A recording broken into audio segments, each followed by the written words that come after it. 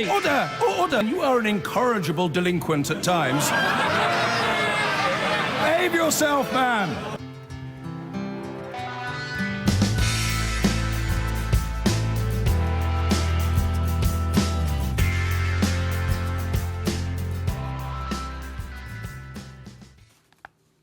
Now, the Prince of Wales says he regrets being deceived by a bishop who was convicted of sexually abusing young men and teenagers.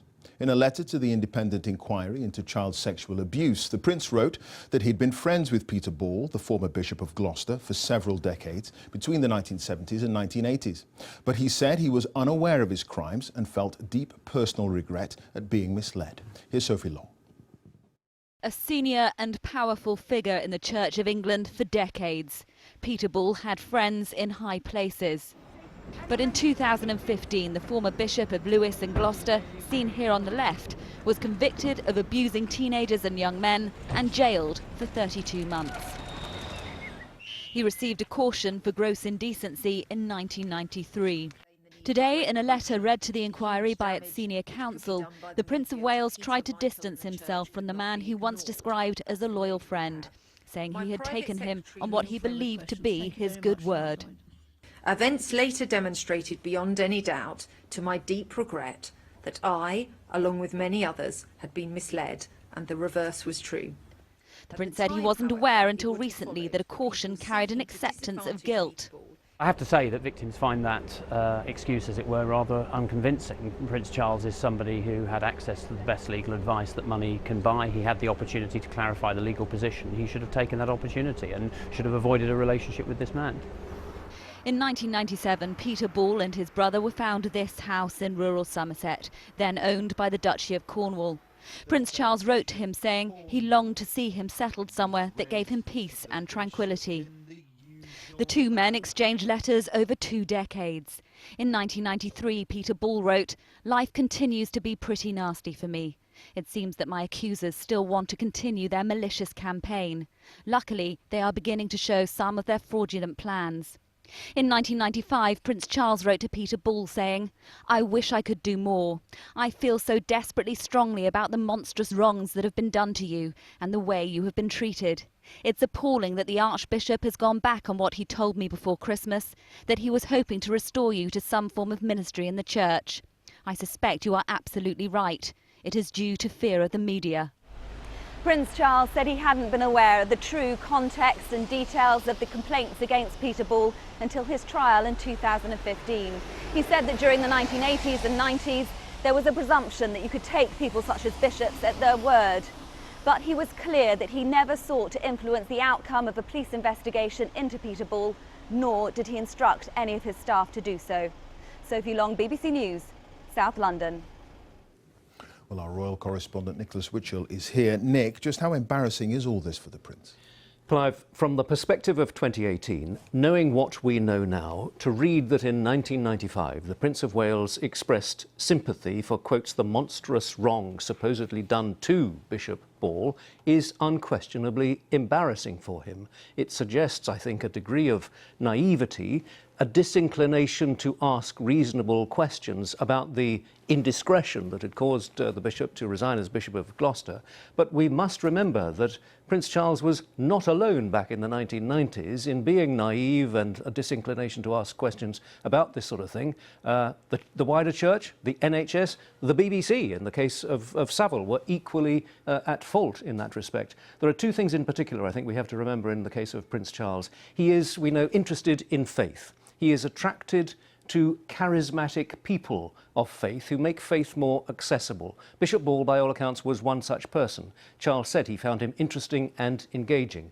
The other thing to bear in mind is that in the 1990s, Charles himself felt that he was the victim of unfair treatment, not persecution, but unfair treatment by the media. I think that will have made him unduly sympathetic to this charismatic person who said that I too am being, as it were, victimised by the media. But there is no question that at the moment Clarence House feels frustration and anger that that presumption of good faith which Charles placed in this man was so grievously betrayed. OK, Nick, many thanks. Nick Witchell there. Now, the Prince of Wales has written a letter expressing deep regret over being deceived by a former bishop, a friend of his, who was convicted of historic child abuse. He described his remorse in a letter to an inquiry today. He also denied trying to influence a police investigation into the disgraced Bishop Peter Ball. He was jailed in 2015 after being convicted of sexual offences against 18 teenagers and young men. Here's our senior Home Affairs correspondent, Simon Israel. Peter Ball was Prince Charles's local bishop in Gloucestershire when abuse allegations first arose in the 90s. They corresponded over decades. Today, as Prince Charles toured an RAF base in Norfolk, his letter to the child abuse inquiry was being read out. It detailed the history of the exchanges with the man he once regarded as an interesting and engaging person, and ended with an expression of remorse. It remains a source of deep personal regret that I was one of many who were deceived over a long period of time about the true nature of Mr. Ball's activities. That is why I wanted to volunteer the facts in this letter, which I believe to be true, in the hope that they might be able to help your important work. In 1993, Peter Ball was cautioned for gross indecency. 2 years later, Prince Charles wrote to him saying he'd been the victim of monstrous wrongs and offered to help. In 2015, the disgraced bishop was sent to prison. Well, I'm always very, very, very sorry. For sexual offences against 18 young men over 30 years. The Prince's 19-paragraph submission, covering 20 years, was read out by the inquiry. The heir to the throne's memory was patchy. Phrases included, "I cannot now recall," and "to the best of my recollection."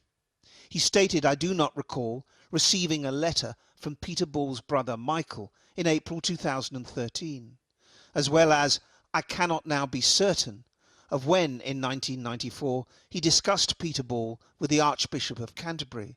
And then, "I have no recollection," in reference to any of his staff speaking with Gloucestershire Police.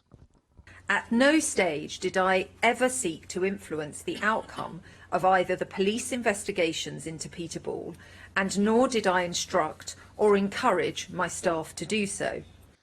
Prince Charles revealed he didn't learn the truth about Peter Ball until he was convicted. There was a presumption in those days, he stated to the inquiry, that bishops could be taken at their word and were worthy of trust and confidence. Prince Charles has denied seeking to influence a police investigation into a paedophile bishop who abused teenagers for decades and throughout the 1990s. The former Bishop of Gloucester, Peter Ball, was jailed in 2015. But in a letter, the Prince today told the child abuse inquiry of his deep personal regret at being deceived. The inquiry also had details of a letter that he'd sent to the bishop in 1997, in which he said of the accuser he would see off this horrid man. It was a friendship between a prince and a bishop from 25 years ago that was examined in detail today. Prince Charles and Peter Ball, a former Bishop of Gloucester.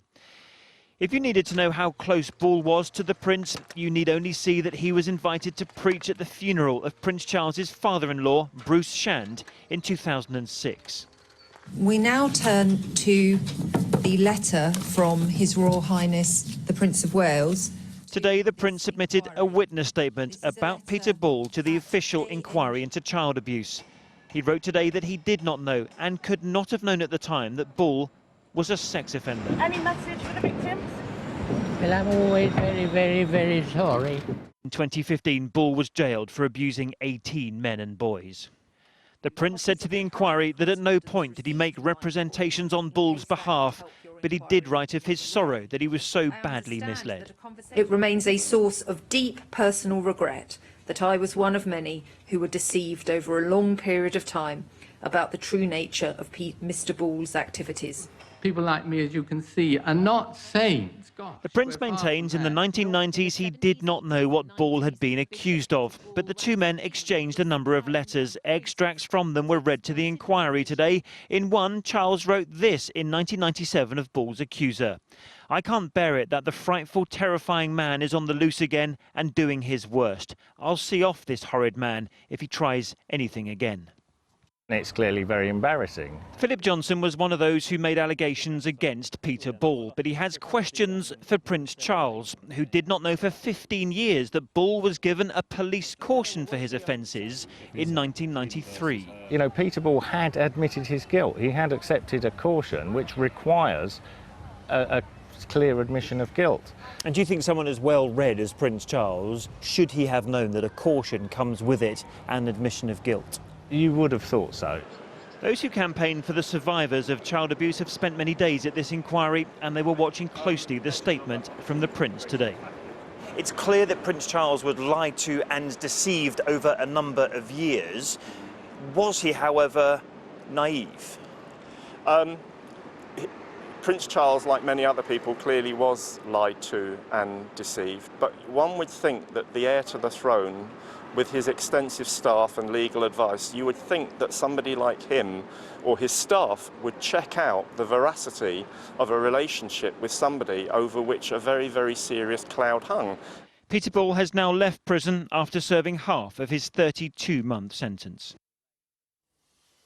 Chris, in your assessment, are these revelations today really damaging to the Prince of Wales? Look, I think the Prince of Wales, there are questions for him, clearly, and you heard some of those questions raised by child abuse survivors in my report there. I mean, in addition today, Prince Charles admitted that he paid Peter Ball small amounts of money. He helped him to find a house after he left his ministry, so Ball became a tenant of the Duchy of Cornwall, the Prince's private estate. He also invited him into his home. Highgrove is in the Diocese of Gloucester, and he invited him to his home to give Holy Communion. Look, there's nothing untoward about any of that, but throughout, the Prince was taking Ball's version of events over his accuser. And look, this is the 6 pages of evidence that the Prince submitted to the inquiry today. And throughout, he tries to set the context of how different things were in the 1990s. Look, we all can sit here and say this was way before Jimmy Savile. This was, you know, the 1990s. He was also told by Ball that his accuser bore a grudge against him.